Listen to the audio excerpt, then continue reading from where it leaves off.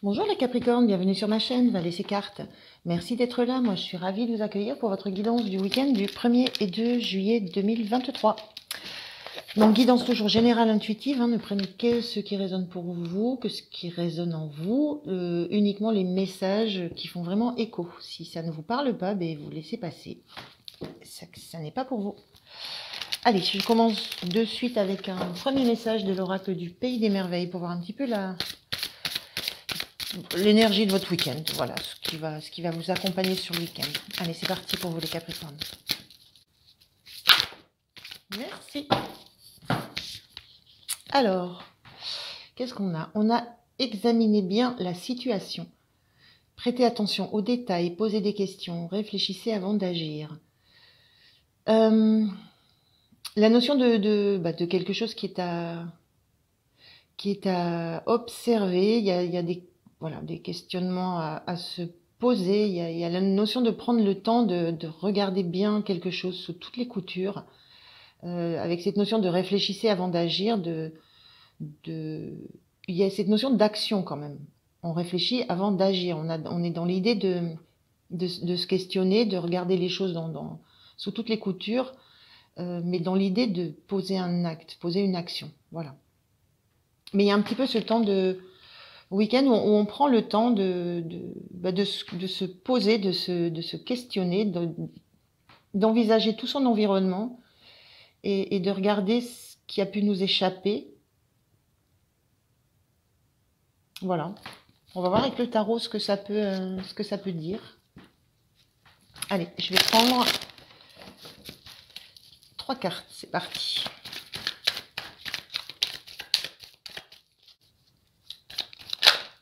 Alors, la première, on a ce cavalier d'épée en carte inversée.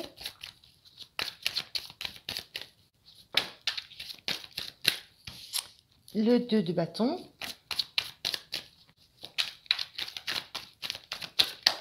Merci. Et on a le 8 de denier avec en dos de deck l'impératrice. Ok. Alors, carte inversée. Qu'est-ce que ça peut me raconter, ça?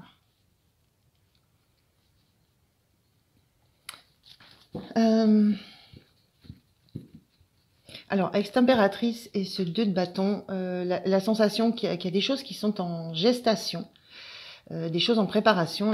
L'impératrice, c'est une énergie très féminine.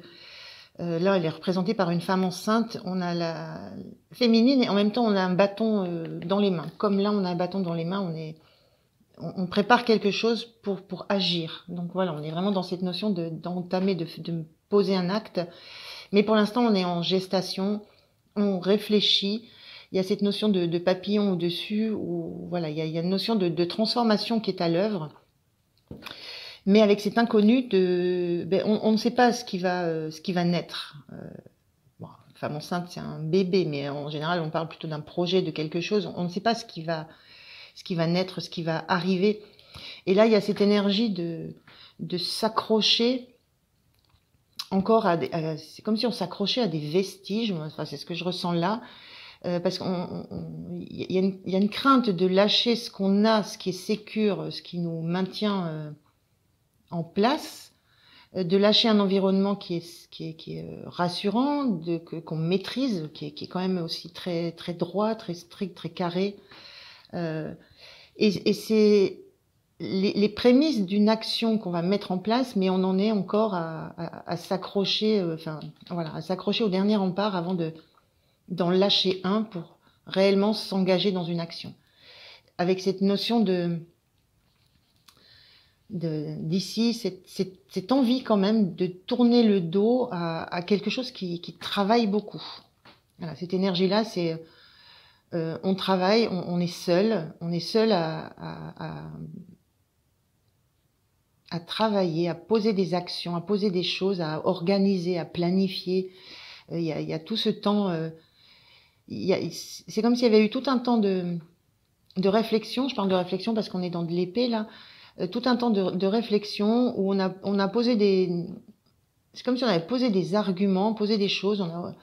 organisé, c'est très carré aussi, on a quelque chose de très carré partout là, et il y a cette notion d'avoir envie de tourner le dos à un endroit dans lequel on est beaucoup au travail, euh, beaucoup centré sur son travail, ça peut être du travail intérieur aussi, le 8 de denier, euh, où on ne s'autorise pas le regard vers l'extérieur, on ne s'autorise pas de distraction parce qu'il faut être focus sur ce qu'on a à faire, sur ce dont on a à s'occuper, sur les réflexions qu'on doit avoir. Et il y a cette sensation d'avoir envie de quitter un environnement qui semble plutôt un peu austère, euh, un peu uniquement rattaché à des choses qui sont extrêmement concrètes, matérielles. Euh, voilà, c'est une notion d'accumulation aussi, le 8, on accumule. Et c'est aussi la notion de travailler dans les détails, dans le détail, d'aller creuser chaque chose et d'en faire sortir le détail. On est bien ici de prêter attention aux détails. Il y a une sensation d'en avoir un peu, d'être un peu là de ça, mais d'être encore accroché à ça, de pas pouvoir se lâcher et de pas pouvoir lâcher et, et engager une action dans l'idée d'aller de communiquer, de d'aller propager ses idées, d'aller voilà, ce cavalier avec cette épée en avant, elle était inversée cette carte, donc il y a une difficulté à s'engager dans une communication qui sera claire, qui sera limpide. On est dans une épée euh, qui sera constructive aussi et qui ne sera pas forcément, où on n'aura pas passé forcément 10 ans à réfléchir. Il y a une notion de spontanéité dans le cavalier d'épée qui n'est pas là. Il y a beaucoup trop de retenue encore dans un environnement un petit peu fermé, un peu rigide, où il y a encore, voilà, il y a encore du travail à faire peut-être, mais il y a cette envie de quitter ça pour se lancer dans réellement le fait de communiquer clairement et spontanément ce qu'on a envie de faire. Mais il y a toujours il y a cette retenue et il y a cette sensation avec cette impératrice il y a un gros côté émotionnel, relationnel dans l'impératrice. Hein. On est concentré sur soi, sur ce qui va faire du bien, sur ce qui nourrit sa propre personne et ce qu'on a à l'intérieur de soi. Donc il y a cette notion que c'est en train d'être nourri, euh, mais qu'il y a encore cette accroche à deux bâtons là qui sont plantés et qu'il faudra lâcher. À un moment donné, il faut en lâcher un pour pouvoir avancer. Alors, on va voir comment vous vous sentez. Là, voilà. Le magicien inversé, c'est la notion de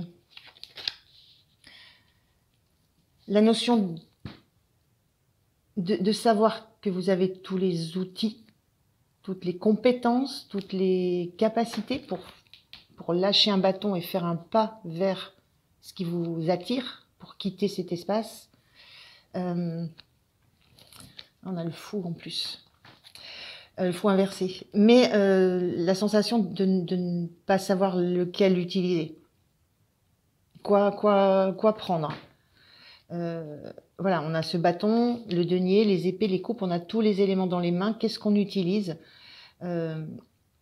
pour se lancer vers ce qu'on a envie de vivre? Et on a ce fou inversé qui parle, lui, de la même chose. Le fou, classiquement, il quitte ce qu'il connaît qui était rassurant, sécure. Il quitte ça avec un baluchon, c'est-à-dire avec le minimum vital. Il s'encombre pas de bagages, il n'emporte pas des bagages du passé. Il prend ce qu'il a besoin dans l'instant et il fait le saut dans le vide. Il ose se lancer. Et là, il se fout, il était inversé. C'est encore cette même notion, on est toujours dans la même chose, de rester attaché à un endroit qui est sécure, alors soit parce que on peut pas se permettre de le quitter parce qu'il y a encore trop de bagages. Ça peut être ça. Ça peut être l'idée de devoir quitter cet endroit-là avec un énorme sac à dos, une charrette, une brouette, enfin tout ce qu'on veut pour mettre tous les bagages qu'on peut avoir. L'idée de ne pas pouvoir partir léger Ou alors ça peut être la peur justement du vide, la peur de l'inconnu, on ne sait pas vers où on va. Mais c'est la même énergie ici, c'est que on ne sait pas encore vers où on veut aller, mais on s'y prépare. Et dans ce magicien inversé, il y a aussi une petite notion de... il peut y avoir une notion de manipulation. Alors, cette sensation peut-être que, voilà, là, on manipule les éléments. Il y a cette notion-là de savoir, d'avoir la conscience que vous avez dans les mains tout ce qu'il faut pour faire ce pas. Et en même temps, cette sensation que à la limite, vous n'êtes pas prêt, ou alors il y a une crainte. Il y a une crainte de ce saut dans le vide, parce que le vide, on ne sait pas ce que ça amène. Hein. Et donc, il y a une certaine... Alors, je ne sais pas si ça se dit une auto-manipulation, mais une certaine crainte à décider de quel outil je vais me servir pour lâcher un bâton et faire le pas vers l'opportunité, vers ce que j'ai envie vers quoi j'ai envie d'aller. Donc il y a un petit peu cette notion-là, quand je parle de manipulation, c'est de savoir la sensation d'une énergie qui sait ce qu'elle doit utiliser, qui sait ce qu'elle doit faire, qui sait qu'elle a plein d'outils dans les mains, mais qui sait ce qu'elle pourrait mettre en œuvre, et pour autant qui ne se lance pas. Donc il y a un petit peu ça, c'est comme ça que enfin voilà, c'est un petit peu l'état d'esprit que vous avez, avec toujours cette forte retenue. Alors, on va voir ce qui pourrait vous soutenir. On a ce 2 de denier. Et en dos de deck, le soleil. Magnifique cette carte. Ce qui peut vous soutenir, c'est que vous arrivez à jongler entre deux choses. Vous pouvez arriver à jongler entre deux situations, entre deux énergies vers lesquelles vous avez envie d'aller. Là, on voit bien, on a ces mêmes images. Hein. Là, ça jongle. Vous êtes en capacité de jongler, de rester en équilibre. On a une croisée des chemins. Mais pour l'instant, il n'y a pas de choix. Vous restez à la croisée des chemins. Donc, ce qui vous aide, c'est pour l'instant de ne pas faire ce choix, de rester à la croisée des chemins. Et avec ce soleil, avec cette carte, dans ce qui peut vous aider, c'est il y a une notion de s'exposer, là. Il y a une notion de se montrer. Il y a une notion de révéler ce côté passionné. Ce personnage là dans une robe rouge qui symbolise un peu le côté passionné. Il y a cette notion de ce qui peut vous aider, c'est de vous montrer, de montrer votre côté solaire, le côté passionné.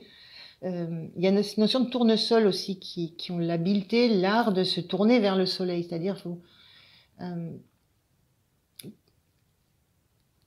y a cette notion aussi avec ces tournesols de peut-être savoir vous orienter en fonction comment je vais dire ça. Il y a une notion de savoir s'orienter, de savoir se tourner vers le bon côté, de savoir aller, j'allais dire aller dans le sens du vent, mais là pour le coup c'est aller dans le sens du soleil. Il y a cette faculté-là qui est présente. Donc c'est vraiment deux mêmes images. Hein. Donc il y a toujours cette phase de voilà, je lâche un bâton ou pas, je choisis un chemin ou pas. C'est cette phase de pause qui est vraiment très très très présente. Alors on va voir le point de vigilance pour vous. Hop, là voilà. Point de vigilance, le 9 de coupe inversé. Donc le point de vigilance, c'est... on voit... Alors, qu'est-ce qu'on a? On a le jugement inversé.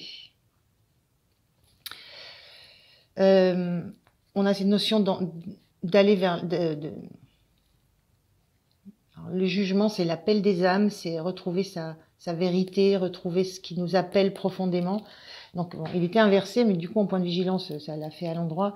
Le point de vigilance, c'est rester attentive à ce qui vous appelle, à ce à ce que vous espérez le plus. Ce 9 de coupe est inversé, donc en point de vigilance, il est là. Il y a cette notion avec cette femme qui est âgée, d'un temps assez long, passé à... Moi, ce que je ressens, c'est que là, elle est en train de nettoyer toutes ces coupes. C'est la satisfaction des bonheurs acquis, la satisfaction des vœux, de tout ce qu'on a réalisé. Et elle est astique, elle est des poussières, voilà, il y a cette notion d'être uniquement focus sur les bonheurs qu'on a eus, voilà, ce qui nous entoure, les bonheurs qu'on a, et de ne pas avoir de projection. On est un 9 coupes, on ne vise pas la 10e. Il y a cette notion de ne pas rester bloqué dans la sensation de tout ce que j'ai autour de moi, ça c'est bien, ça me suffit. Dans le 9 de coupe, et on a cette réalisation de tous les vœux, la sensation que tous les vœux sont réalisés, mais une sensation de temps qui passe et où on n'est plus que penché sur ce qui a existé. C'est sous verre, c'est protégé, il n'y a pas de risque. On ne projette même plus qu'on peut encore gagner des coupes. Donc c'est attention à peut-être cette posture de dire je vais peut-être me contenter, j'ai déjà eu tout ça, est-ce que ça suffit pas? Et ce jugement, c'est aussi le point de vigilance, ne pas passer à côté de quelque chose qui vous appelle, que vous sentez de l'intérieur et qui vous oblige le jugement, ça oblige à une mise à nu, hein. On travaille, on monte des marches et on entre dans une certaine lumière. Mais ça veut dire que la lumière, c'est aveuglant. On ne sait pas ce qu'il y a derrière. Il y a vraiment encore cette notion on ne sait pas ce qu'il y a devant. Avec le fou, on ne sait pas ce qu'il y a dans le vide. Là, on ne sait pas ce qu'il y a sur chaque chemin, lequel on prend. Il y a vraiment cette notion de, ok, peut-être s'écouter. Et le point de vigilance, c'est c'est pareil, c'est ne pas craindre l'inconnu qu'il y a derrière. On est tellement aveuglé par cette lumière qu'on ne sait pas vers quoi on va. On sait qu'on va vers de la lumière, mais on ne sait pas laquelle. Donc voilà, c'est un petit peu ce point de vigilance-là. Et on regarde sur la fin du week-end pour vous. Et on retombe sur l'impératrice. Sur la fin du week-end, l'impératrice et le 7 de bâton. Alors là, pour le coup, en fin de week-end, on est encore en train de défendre, on est encore on reste en position défensive. C'est un personnage qui défend un enfant. On peut penser à un personnage qui défend ce qu'il a de plus cher. Ça peut être aussi l'enfant intérieur. Donc, ce qui relève des rêves qu'on a. Et il y a une notion de... je défends ça. La priorité, c'est de rester suffisamment fort pour que ce qu'on a à l'intérieur ne soit pas touché, pour que le petit enfant qu'on peut avoir à l'intérieur de soi, son enfant intérieur, ce qui anime nos rêves, nos envies, pour que ça soit pas abîmé, que ça soit pas blessé, que ça soit pas touché par ces pics-là. Et on défend ça encore bec et ongle, en sachant très bien, avec cette impératrice, qu'il y a quelque chose qui est en train de travailler, qu'il y a quelque chose qui est en train de bouger, qu'il y a quelque chose qui est en train d'évoluer à l'intérieur de soi et qui va déboucher sur quelque chose. Voilà, il y a cette certitude, il y a cette conscience qu'à un moment donné, il va bien falloir s'emparer de ce bâton-là, donc en lâcher un, pour accepter ce qui va naître, accepter ce qui est en devenir. Donc il y a cette conscience-là, et en même temps, c'est retarder au maximum le moment. Continuer à défendre, continuer à rester sur cette position de je défends. On regarde non, on regarde un message de vos anges, les Capricornes. Allez, qu'est-ce que vos anges ont à vous dire? Là, je prends celui-là, parce qu'il avait l'air de vouloir venir. La foi. Ne perds pas la foi. Les nuages vont bientôt s'éclaircir et le soleil va briller de nouveau. On avait beaucoup la notion de solaire hein, dans ce qui vous soutient de soleil. Donc je sais pas comment vous allez le prendre, mais ne perds pas la foi. Voilà, il y a cette notion que c'est une période compliquée et, et que c'est à l'intérieur de vous que ça se joue. Voilà, c'est vraiment à l'intérieur, c'est vraiment très très intérieur avec cette impératrice. On a les nuages là, c'est hyper nuageux, là c'est hyper nuageux. Voilà, le soleil c'était dans ce qui vous soutenait. Allez, un message de l'oracle, les portes de l'âme. Donc un message de votre âme pour terminer. Et le voilà tout de suite. Qu'est-ce qu'on vous dit? Permission. Tout devient possible dès que vous en donnez l'autorisation. Donc il y a une notion là de permission à se donner, d'autorisation à se donner, oui, de peur à lâcher. Et on était dans l'idée des détails là, de plus autant s'attacher aux détails et d'aller chercher le fond, ce qui réellement est en train de se jouer. Donc il y a une autorisation à vous donner, une permission à vous donner. Voilà. Allez, je vous souhaite un très bon week-end les Capricornes. Merci de m'avoir écouté. Moi je vous dis à très bientôt. Pensez à liker, à vous abonner, ça fait toujours plaisir. Et puis à très bientôt donc. Merci, au revoir.